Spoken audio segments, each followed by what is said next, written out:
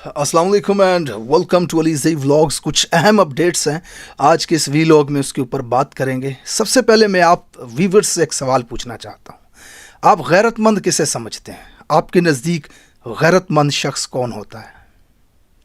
चलें मज़ीद आसान कर देता हूं आपके लिए। मैं एक शख्स है जिसे ताकतवर शख्स आकर के कहता है कि मैं तुम्हें फ़ायदा भी दूंगा, तुम्हें पैसा भी दूंगा, लेकिन तुम्हारी बहन को जलील करूंगा, तुम्हारे भांजों को जलील करूंगा, उन्हें पकड़ूंगा, जेल में डालूंगा, उन्हें मारूंगा, लेकिन तुम फ़ायदा लेकर के खामोश रहना। ऐसे शख्स को आप क्या कहेंगे?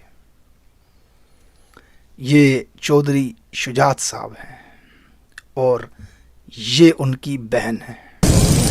मैं तो उन्होंने भरा ते पिछू भी लानत पे जेड़े इन्हां दे नाल बैठे ने उन्हां ते भी लानत है। भरा बड़ा मेरा भरा है ना, लेकिन इस वक्त मेरी शर्म सी आती है उन्होंने अपना भरा कर मेरी भैन की इज्जत से देखती है। वही भरा ने जिन्होंने मैंने डिस्ट्रिक्ट कौंसल इलेक्शन वास्ते आख्या सी तू लड़, या तो मैंने कि सारे खानदान च औरतां बाहर नहीं जांदियां। मुबारक देंगे ना, उन्होंने मुबारक देंगे, फोन करांगे मुबारक, बहुत बहुत मुबारक होए तुहाडी भैन दे नाल आया होया ते तुहानू बहुत बहुत मुबारक है जी।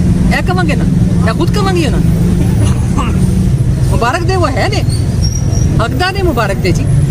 एक भाई के लिए इससे बड़ी बदनसीबी क्या होगी कि उसकी बहन खड़ी होकर के सारी दुनिया के सामने उस पर लानत भेज दे। वो बहन कितनी सताई गई होगी, वो बहन कितनी तड़पाई गई होगी कि साथ के जने भाई को भी लोगों के सामने आकर के कहे कि लानत भेजती हूँ मैं ऐसे भाई पर। कितनी बदनसीबी है ये, कितनी बदबख्ती है उस शख्स की। लानत ऐसी सियासत के ऊपर, लानत ऐसे इक़्तिदार के ऊपर जहाँ पर बहन के साथ ये सलूक किया जाए, और दूसरी तरफ आप इक़्तिदार की लालच में, पैसे की लालच में आकर के उन दुश्मनों के साथ खड़े हो जाएं जो आपके बहनों या आपके भांजों और आपकी बहनों के ऊपर ये वाला जुल्म करते हैं।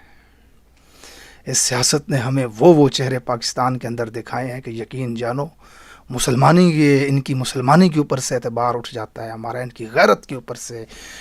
बहुत सख्त अल्फाज इस्तेमाल कर रहा हूँ मैं इस वक्त, कोशिश कर रहा हूँ कि मैं नर्म अल्फाज इस्तेमाल करूँ, लेकिन एक ऐसे भाई के लिए मैं क्या अल्फाज इस्तेमाल कर सकता हूँ जिसकी बहन उसकी तरफ से किए गए जुल्मों की वजह से, उसके साथ ना खड़े होने की वजह से मजबूर होती है ये कहने पर कि लानत है ऐसे भाइयों के ऊपर।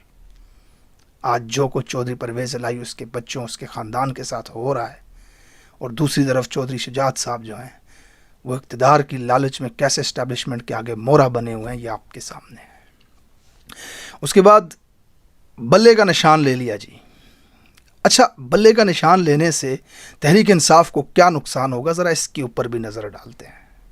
सबसे पहले समझने वाली बात यह है कि तहरीक इंसाफ का कारकुन इतना जनूनी कारकुन है जो सुबह उठ के सबसे पहले मोबाइल खोल के सोशल मीडिया को स्क्रॉल करता है, उस एस्टेब्लिशमेंट की तरफ से की गई हरकतों के ऊपर गहरी नज़र रखता है, मालूमात हासिल करता है, और फिर उसके बाद बग़ैर किसी फ़ायदे के उस मालूमात को पूरी दुनिया के साथ शेयर करता है।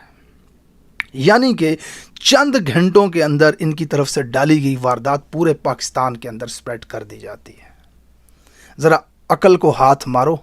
हमने ऑनलाइन जलसा किया तो मास्को से लेकर वाशिंगटन तक और सऊदी अरब से लेकर भारत, श्रीलंका तक हर मेन स्ट्रीम चैनल के ऊपर उस ऑनलाइन रैली की ट्रांसमिशंस की गई। दुनिया ने उसके बारे में बात की। ये है तहरीक इंसाफ का कारकुन। आप अगर बल्ले का निशान लेके घोड़ा दे देंगे, हाथी दे देंगे, हम आने वाले चंद घंटों के अंदर पाकिस्तान की हर देखती आंख और सुनते कान तक ये बात पहुंचा देंगे कि इमरान खान का ये निशान है, ठप्पा आपने इसके ऊपर लगाना है। तो बताइए पाकिस्तान तहरीक इंसाफ को इसका क्या नुकसान होगा?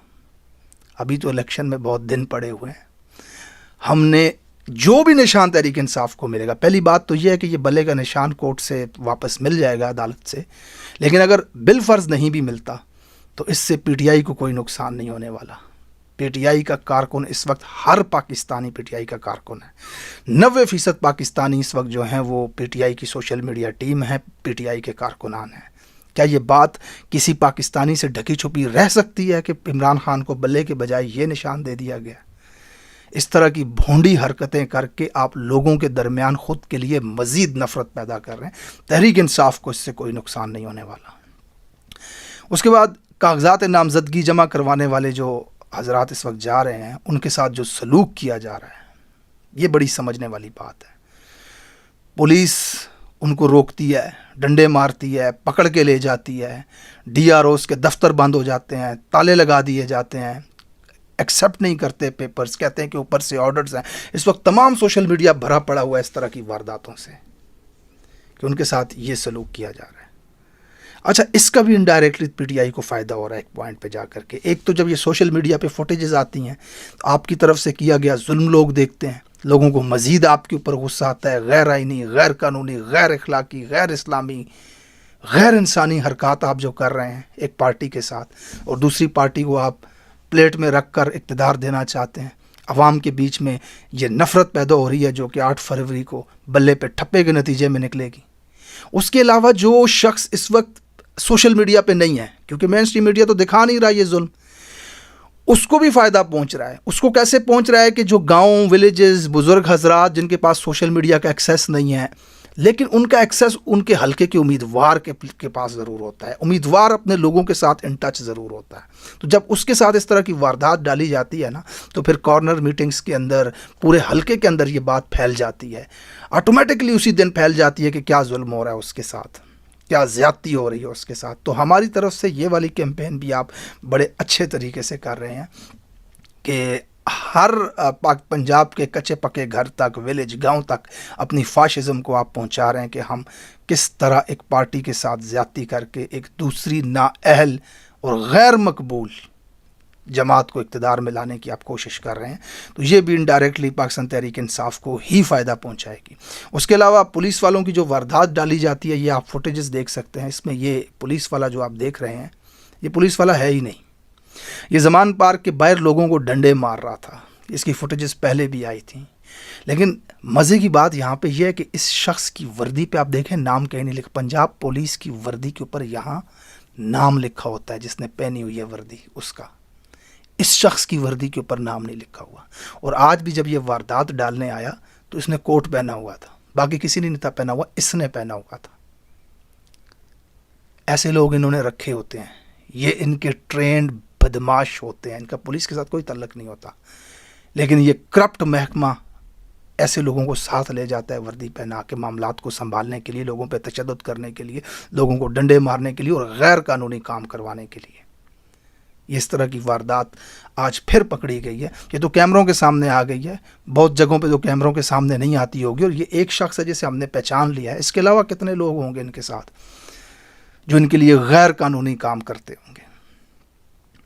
یہ حالت ہے اس وقت اسٹیبلشمنٹ کی پی ٹی آئی کو الیکشن سے باہر کرنے کے لیے, پی ٹی آئی کو الیکشن ہرانے اور ایک نااہل شخص کو ہمارے سروں پہ مسلط کرنے کے لیے. اس کے بعد وی لاگ کے آخر میں آپ کو ایک معذرت کے ساتھ گندی سی چیز دکھانا چاہتا ہوں, ذرا اس کو سنیں. چیئرمین تحریک انصاف دنیا کا وہ نان سینس آدمی ہے, میں یہ نان سینس کا لفظ یوز کروں گا, جس کو صرف پیسے والا اچھا لگتا ہے. جس کو صرف پیسے والا اچھا لگتا ہے, وہ اتنا پیسے کا حریص لالچی شخص ہے. یہ 17 سال کا میں آپ کو اپنا جناب تجربہ بتا رہا ہوں. او جوان, عمران خان کو تو پیسے کا لالچی کہہ رہا ہے. عمران خان وہ شخص ہے جس نے صرف ٹیلی تھون کیا تھا فنڈ کے لیے, تو ایک آدمی نے صرف اسے $1 ملین دے دیے تھے. آج اگر عمران خان جیل سے پیغام جاری کرے کہ فیاض الحسن چوہان کو خریدنا ہے, تو ہم اوورسیز پاکستانیوں سے $1 ملین دے دیں گے. تیرے جیسے 2 کوڑی کے انسان کو بھی خریدنے کے لیے ہم $1 ملین دے دیں گے. تو عمران خان کے اوپر پیسے کی لالچ کا الزام لگا کر اپنے گندے بیہودہ منہ پہ کالک مل رہے ہو. لوگوں کو اس بات کا یقین نہیں آنا. Thank you so much for watching this vlog. Channel کو سبسکرائب کیجیے گا, لائک کا بٹن پریس کیجیے گا, اور کمنٹ سیکشن کے اندر خیالات کا اظہار ضرور کیجیے گا. جزاک اللہ خیر.